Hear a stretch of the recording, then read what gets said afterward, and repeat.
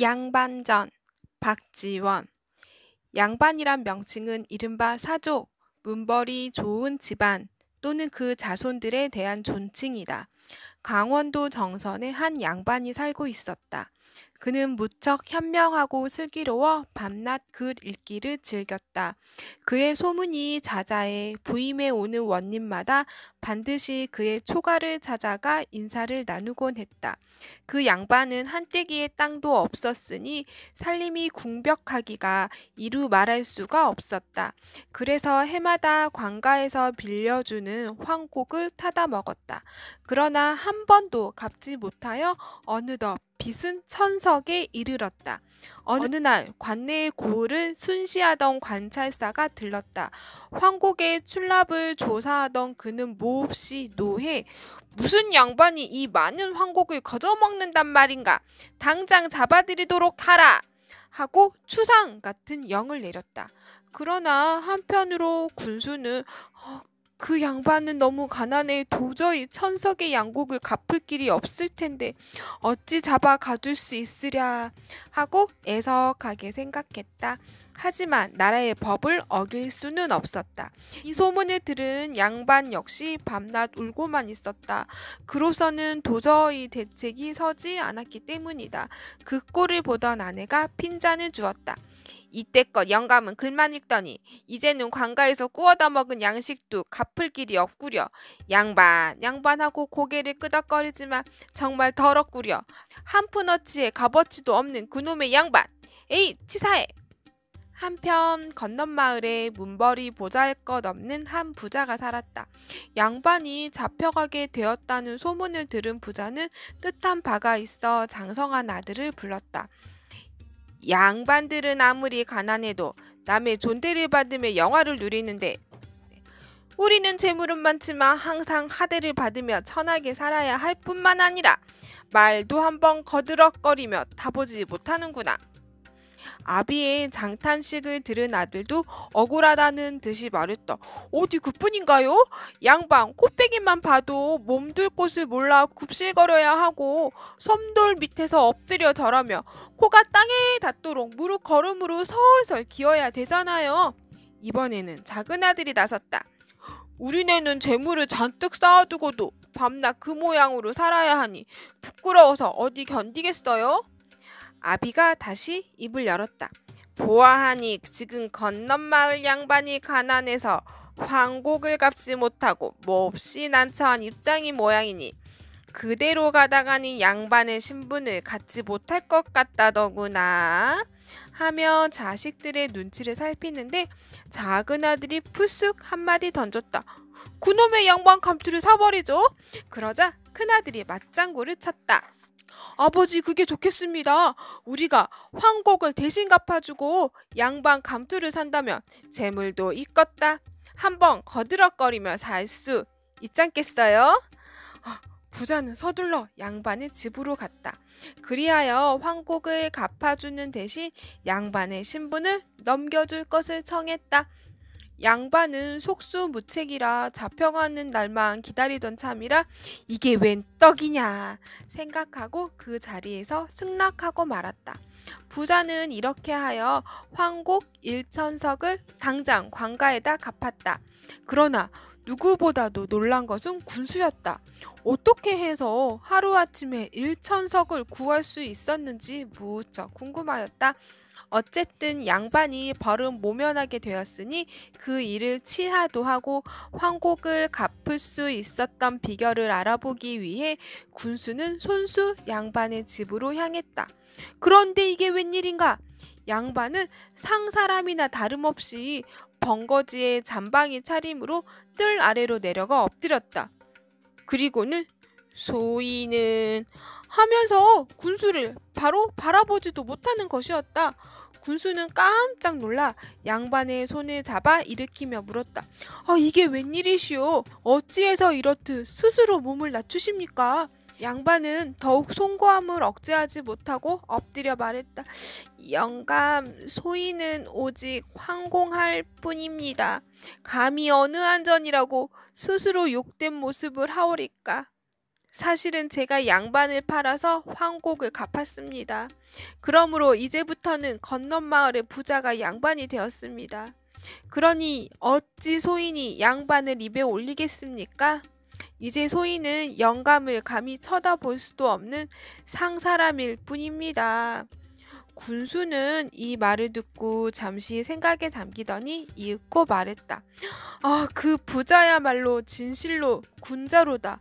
그 부자야말로 진실로 양반이로다. 재물이 많아도 인색하지 않으니 의리가 있고 남의 어려운 처지를 도와주었으니 인자하고 천한 것을 미워하고 존귀한 것을 숭상하니 현명하다. 이런 사람이야말로 진실로 양반이다. 그러나 양반의 매매는 사사로이 이루어진 것이라 아무 문서도 꾸미지 않았으니 앞으로 송사가 일어날지도 모를 일이다.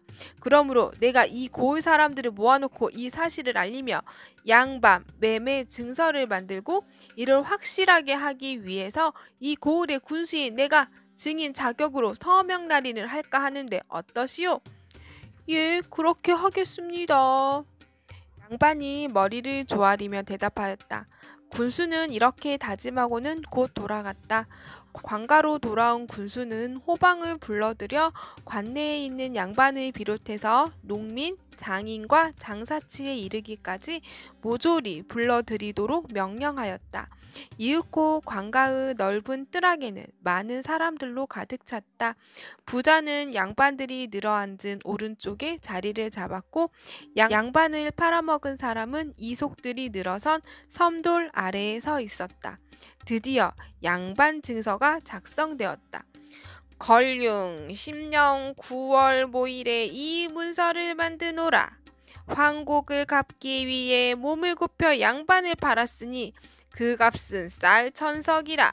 본디 양반을 여러가지 말로 부르니 이를테면 글만 읽는 양반은 선비라 하고 정사에 관여하는 양반은 대부라 하고 덕이 높은 양반은 군자라고 한다. 예로부터 무관은 서쪽 반열에 들어서고 문관은 서열에 따라 동쪽 반열의 차례에 따라 선다. 이를 통틀어서 양반이라고 하는 것이다. 그러므로 여기서 양반을 산 자는 자신의 의향대로 두 반열 중 하나를 택할 것인데 천박한 언동을 하지 않을 것이며 옛사람의 행적을 본받아서 실천할 것을 약속해야 한다. 우선 매일같이 오경이면 잠자리에서 일어나 등촉을 밝히고 바로 꿇어앉아 눈은 코끝을 내려다보면서 얼음 위에 조롱박을 굴리듯 동네의 바퀴를 달달 읽어야 되느니라.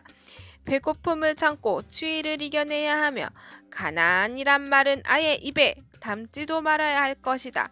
또한 일 없이 앉아있을 때에는 아래 위 입줄을 마주쳐 딱딱거리며 뒤통수를 툭툭 치며 장기침을 하고 입을 다셔서 침을 넘겨야 하는 것이다.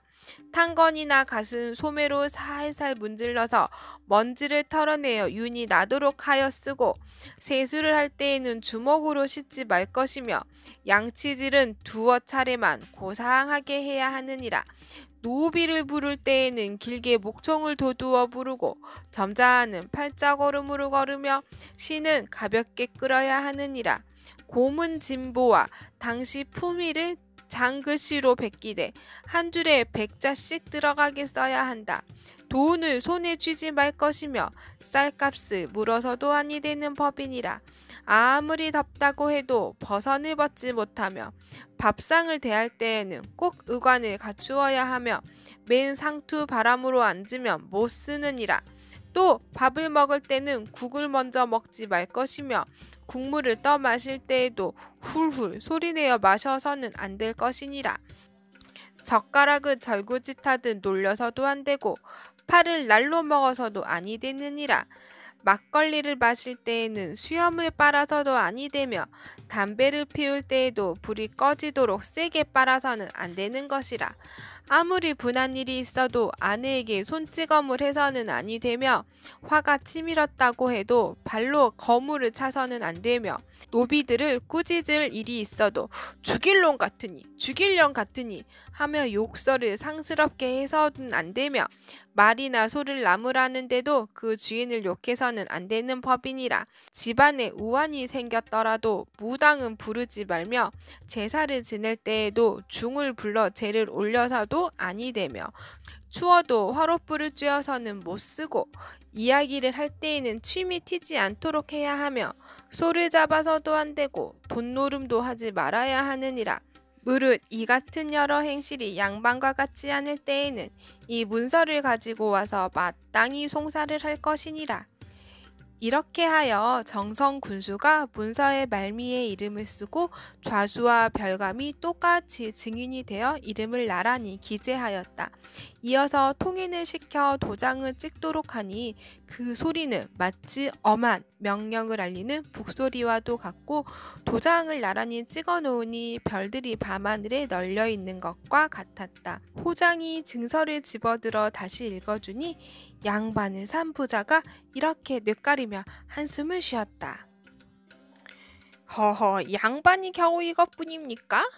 나는 양반이 신성과 같다고 들었으며 또 그렇게 알고 있었기 때문에 전석이나 되는 그 많은 재산을 서슴없이 내놓은 것입니다. 나에게 좀 더 이렇게 정정해 주십시오. 군수는 속으로 괘씸하게 생각했다. 그러나 1천석의 환곡을 갚아준 그의 신세도 있었기 때문에 눌러 참고 다시 조목을 첨가해서 양반 증서를 고치기로 하였다. 하늘이 백성을 4종류로 길러냈으니 그 4종류의 백성 중에서 제일 으뜸 가는 것은 선비라고 불리는 양반이며 막대한 이점을 가졌느니라. 몸소 장사를 하거나 농사를 짓는 일이 없을 뿐 아니라 대충 글을 배우면 크게 문과에 급제를 하고 적어도 진사는 될 수 있느니라.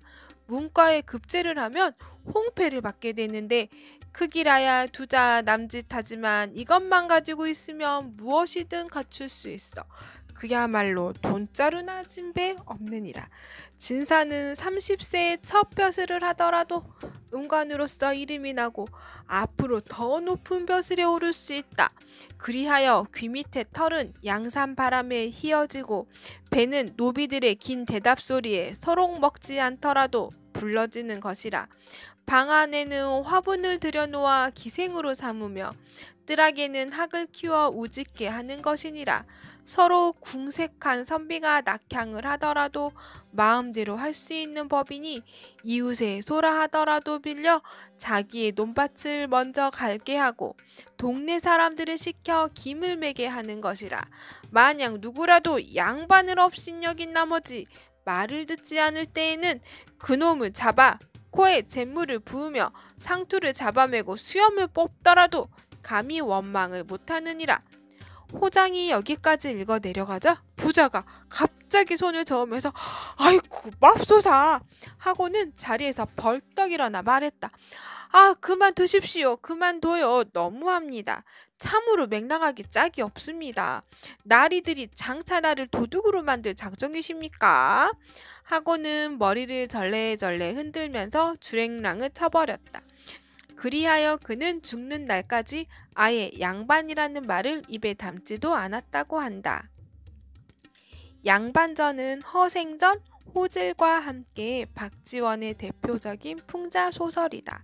박지원은 이 작품을 통하여 당시 양반 사회의 허위와 부패를 폭로했다.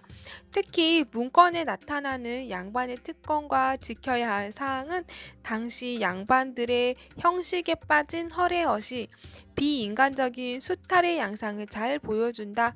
또한 칩으로 신분 상승을 꾀하는 부자 상인의 모습을 통해 조선 후기에 나타난 신분제의 붕괴 양상을 보여주기도 한다.